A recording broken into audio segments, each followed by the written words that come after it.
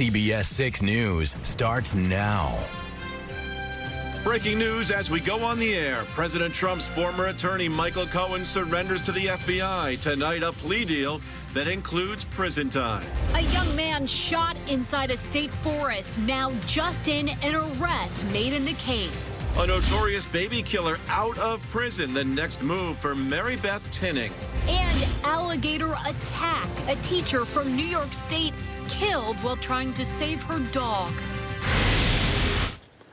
Multiple breaking news stories right now on CBS 6. A jury finds former Trump campaign chairman Paul Manafort guilty on 8 financial crime charges. A judge declared a mistrial on 10 other counts. For 2 weeks, prosecutors argued that Manafort hid tens of millions of dollars in foreign income and that he lied on loan applications to obtain millions more to maintain a lavish lifestyle. The guilty verdict could be considered a trial victory for special counsel Robert Mueller's team.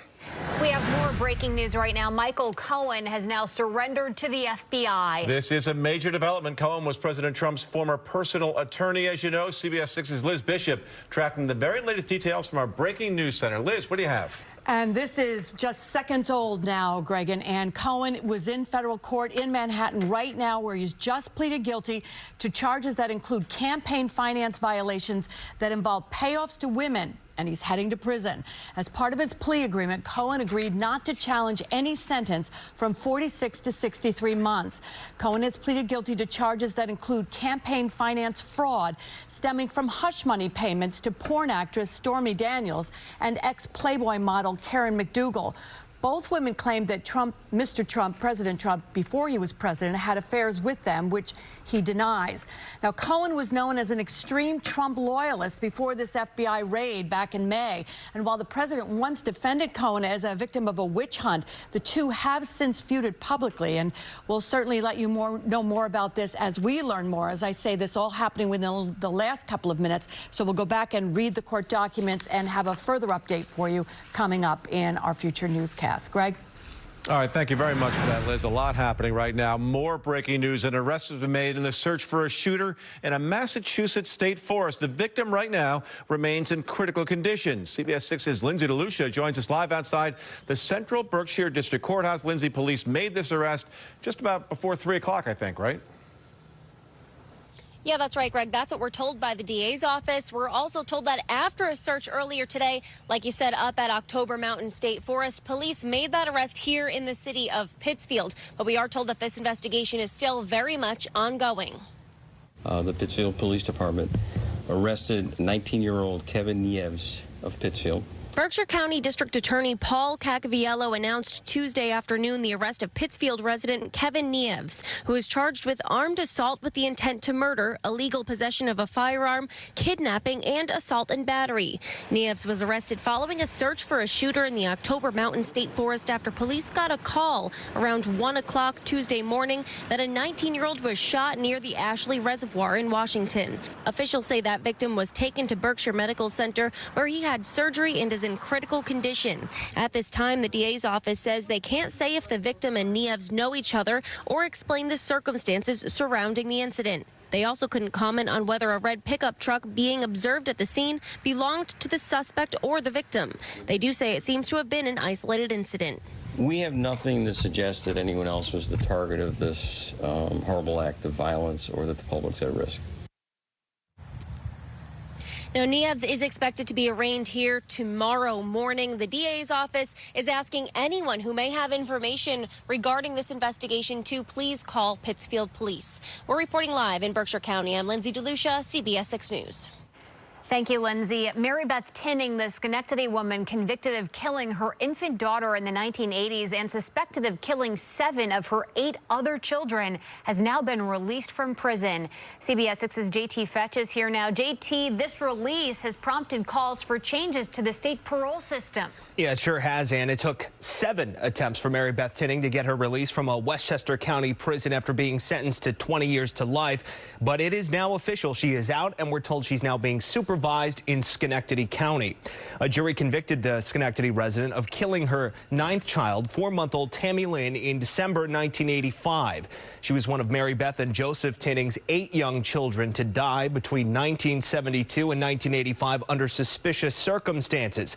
You mentioned the reaction to her release. Senator Jim Tedisco released a statement last month asking, quote, "Where is the justice and compassion for the victims? This is a total disgrace and an affront to the victims and the safety of the public. This decision should be rescinded immediately." Tinning's parole, coming a few months after convicted New York City cop killer Herman Bell's release, was also approved. As far as Tinning is concerned and exactly where she is tonight, officials said today, quote, "The department does not issue specific residential reporting or employment information for individuals on community supervision." And Greg? All right, thank you very much for that, JT. Developing in Albany right now. In the last 90 minutes, we have learned that a 19-year-old from Binghamton is the man who was shot by Albany police yesterday afternoon. Authorities say he is in critical but stable condition right now at Albany Med. CBS 6's Tori Wells has been working to learn more about the shooting, and she joins us live now from right near the West Hill Middle School, where this all happened yesterday. Tori, what do you have for us? Well, Greg, there are still many unanswered questions tonight about what happened here yesterday afternoon. But as you mentioned, the name of the man who was shot here and the detectives who were involved has now been released.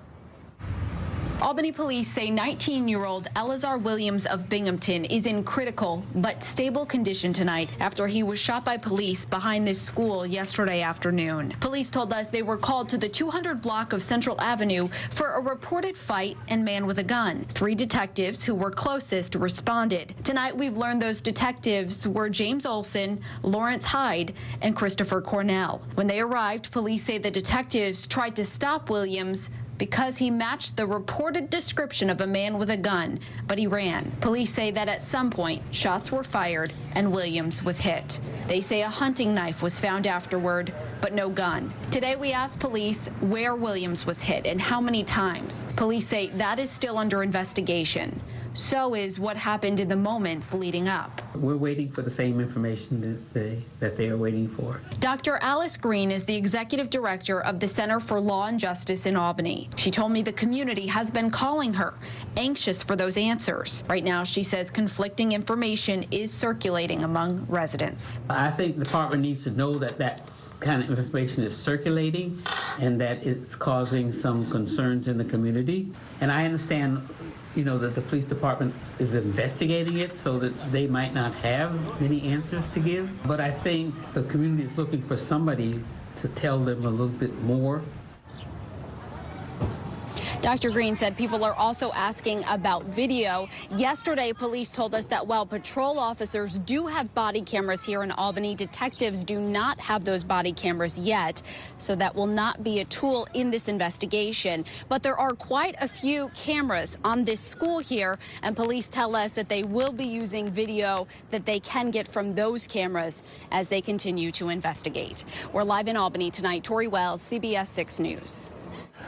All right, thank you, Tori. More breaking news right now. Police confirm an arrest has now been made in the death of a missing University of Iowa student. That student is Molly Tibbetts. Right now, officials are giving more information to reporters. A man named Christian Rivera is facing a first-degree murder charge. Tibbetts was last seen jogging on July 18th in the small community of Brooklyn, Iowa, about an hour east of Des Moines. Her family reported her missing after she did not show up for work the next day.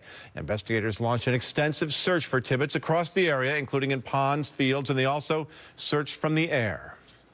Very sad news about Molly this morning. I woke up, I had just sat down with the news on, having my breakfast before I came in this morning, and it was the first thing that went across the news. Now, we are working to learn more information. Again, this is just breaking as we speak, so stay with us on air and online for the very latest. More breaking news right now. A private plane carrying rapper Post Malone has landed safely tonight. 2 tires blew out as the rapper and 15 other passengers were taking off in a private plane from New Jersey earlier today. The plane was first diverted to Western Massachusetts and then to Stewart International Airport in Newburgh, where it safely landed around 4 p.m. The plane circled in the air for hours to make the emergency landing. It was originally headed for London. The man accused of killing his pregnant wife and their 2 daughters appeared before a judge today. Christopher Watts claimed his pregnant wife killed the children after learning he wanted a separation because he was having an affair. He told police that he erupted in rage after witnessing the killings and strangled his wife inside the family's suburban Denver home. Watts appeared handcuffed and wearing an orange prison jumpsuit. He didn't show any emotion during today's hearing. Back here at home, the search still underway tonight for a brazen bandit who targeted a discount flooring store in East Greenbush yesterday. Police said the suspect walked into that store yesterday morning with a knife and demanded money. He then grabbed cash right from the drawer and ran off into some woods. He was carrying a dark backpack with a rabbit's foot charm, we're told. We have results now from a community health questionnaire involving PFOA, cancers, and other illnesses potentially linked to that PFOA water contamination in Hoosick Falls, Petersburg, and Bennington. Faculty and students at Bennington College conducted the study. They say it's a preliminary snapshot of the community's understanding of its own health. Now, researchers report 31 cases of kidney cancer so far. And they're also telling us about some other things. They've got 11 cases of testicular cancer and 231 cases of thyroid disease. The state DOH says it will use the survey's results for future study.